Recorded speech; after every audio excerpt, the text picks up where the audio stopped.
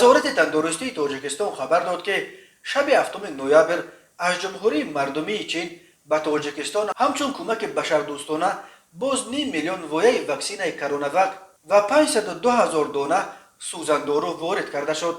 در مراسم قبول واکسین در فرودگاه دوشنبه نمایندگان وزارت‌های تندرستی و کارهای خارجی تاجیکستان، سفارت چین و دیگر شخصان رسمی حضور داشتند. در مجموع تاجیکستان امروز در چارچوب برنامه جهانی دسترسی عادلانه همه کشورها به واکسین ضد کرونا ویروس کوواکس و کمک‌های کشورهای علاوه 5,686,800 وایه واکسین ضد کرونا ویروس وارد کرده شده است.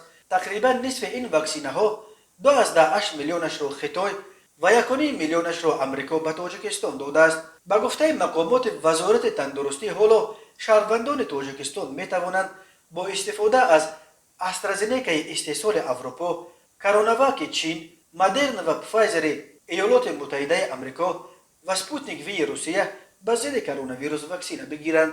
بنا به آمار رسمی وزارت تندرستی، تا 4 نوامبر در جمهوری تاجیکستان 2,710,000 نفر یعنی 46.5% شهروندان مملکت بر ضد بیماری کرونا ویروس کووید 19 واکسیناسیون کرده شدند.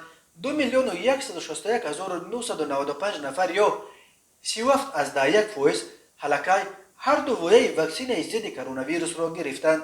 وزارت تندرستی تاجیکستان از 13 سپتامبر به این طرف در طول تقریبا 2 ماه اخیر همگی 2 حالت نوی سرایت کرونا ویروس را تصدیق کرده است و خلاص. این در حالی است که جمع گرفتاران این ویروس در سراسر جهان از 250 میلیون گذشته، شماره قربانیان این بیماری قتال مرز 5 میلیون نفر را عبور کرده است. وضعیت بخصوص در روسیه که صدها هزار نفر از مهاجران تاجیک در آنجا کار و زندگی میکنند سخت تشویش آور است. اینک تقریبا یک ماه باز هر روز در روسیه تا 40,000 حالت نوی گرفتاری به کرونا ویروس ثبت شده. این بیماری قتال هر روز جان بیش از 1000 نفر را میگیرد. طبیعی است که یک بخش گرفتاران و قربانیان کرونا ویروس را در روسیه مهاجران تشکیل میدهند و بسیاری ها در تشویشند که موسم بازگشت مهاجران کاری از روسیه که در این شبانه روز در حال اوج گرفتن است میتواند وسیله به موج نوی کرونا ویروس روبرو شدن تاجیکستان شود.